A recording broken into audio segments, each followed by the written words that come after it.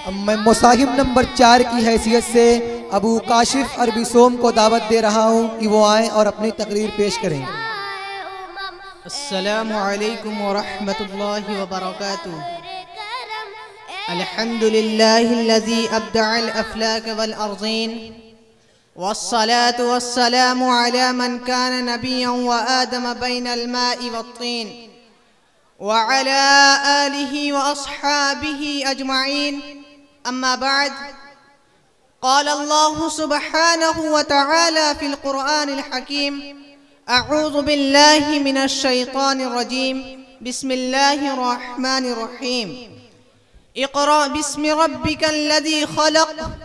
व क़ाल तआला, क़ुल हल यस्तविल्लज़ीना यअलमून वल्लज़ीना ला यअलमून। सदक़ल्लाहुल अज़ीम।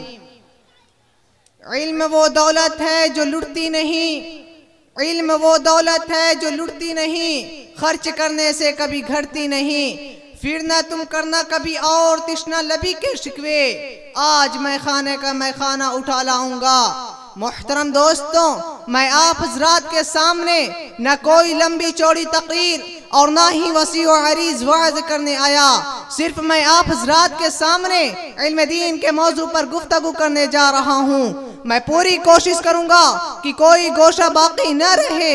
मुझे उम्मीद है कि आप संजीदगी और मतानत के साथ समाअत फरमाएंगे। मोहतरम दोस्तों, इल्म दो तरह का होता है, एक दुनियावी और एक उखरवी। इल्म चाहे दुनियावी हो या उखरवी इंसान को इज्जत और फजीलत अता करता है, लेकिन दुनियावी इल्म सिर्फ दुनिया तक ही महदूद रहता है और उखरवी इल्म इंसान को दुनिया व आखिरत दोनों जगह रुसवाई और जिल्लत से नजात दिलाता है और इज्जत और शौकत अता करता है। मैं आपसे सवाल करता हूँ, वो कौन सी शय थी जिसने आदम अलैहिस्सलाम को मलाइका से अफजल बना दिया? वो कौन सी शय थी जिसने इंसान को अशरफुल मखलूकात बना दिया? वो कौन सी शय थी जिसकी बरकत की वजह से अल्लाह ने इंसान को खलीफा बना दिया? वो कौन सी शय थी जिसकी फजीलत की बिना पर रब्बे कायनात ने इंसान को अपना नायब बना दिया? वो इल्म की दौलत है। जब रब्बे दो जहां ने कुरान का नुज़ूल फरमाया तो सबसे पहले वो आयत नाजिल फरमाई जिसका ताल्लुक इल्म से है, यानी इक़रा बिस्मि रब्बिकल्लज़ी ख़लक़।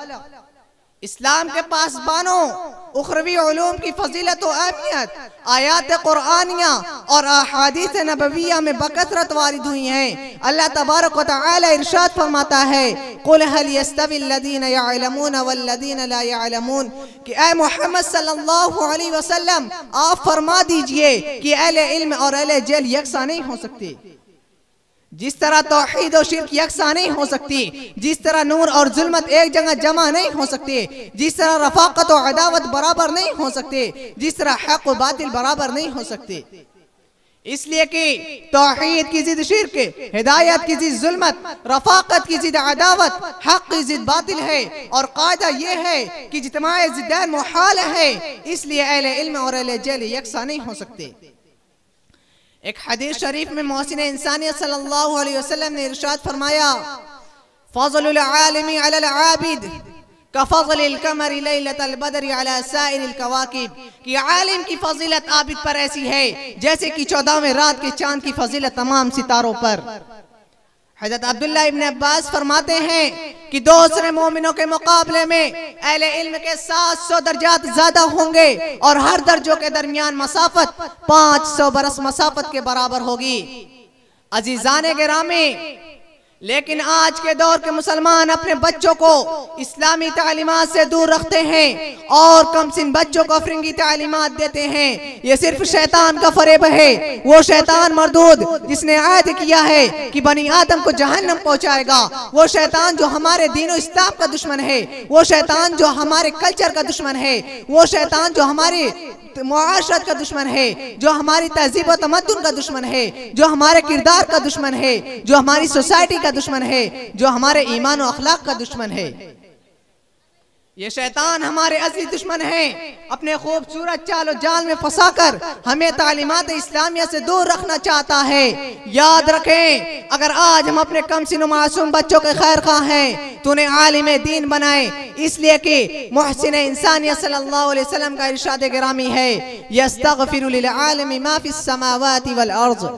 जमीन और आसमान में जितनी अशिया हैं वो सब आलिम के लिए मग़फ़िरत की दुआ करती हैं। आलिम के लिए मलाइका भी मग़फ़िरत की दुआ करते हैं, आलिम के लिए जिन्नात भी दुआ करते हैं, आलिम के लिए कीड़े मकोड़े भी दुआ करते हैं, आलिम के लिए समंदर की मछलियां भी दुआ करती हैं, आलिम के लिए जमीन और आसमान भी दुआ करते हैं। उसके बावजूद मुसलमानों का हाल ये है कि अंग्रेजों के चालो जाल में फंसकर हम अपने दीनों मुआशरत को दागदार कर रहे हैं। चाहिए तो ये था कि हमारा दीन सहाबा के दीन की मानिंद होता, हमारा किरदार सहाबा के कैरेक्टर की मानिंद होता, हमारी तहजीब मुसलमानों की तहजीब होती, हमारी सोसाइटी इस्लाम की सोसाइटी के मानिंद होती। लेकिन सब कुछ इसके बरअक्स नजर आता है। समझ में कुछ नहीं आता, जमाने का हिसाब उल्टा। समझ में कुछ नहीं आता, जमाने का हिसाब उल्टा। नसीहत कीजिए जिसको तो मिलता है जवाब उल्टा। अजीजाने गिरामी अबुल अस्वद दौली रहमतुल्लाह अलैह फरमाते हैं कि इल्म से ज्यादा कोई शय इज्जत वाली नहीं। बादशाह लोगों पर हुकूमत करते हैं और उलमा बादशाहों पर हुकूमत करते हैं। हज़रत अब्दुल्लाह इब्न अब्बास रज़ियल्लाहु अन्हु फरमाते हैं कि परवरदिगार आलम ने हज़रत सुलेमान अलैहिस्सलाम को इख्तियार दिया था कि 3 अशिया में जिसे चाहे पसंद फरमाए, इल्म, माल और सल्तनत। तो हज़रत सुलेमान अलैहिस्सलाम ने इल्म को पसंद फरमाया, लेकिन खुदाए तआला ने माल और सल्तनत को इल्म के साथ अता फरमा दिया।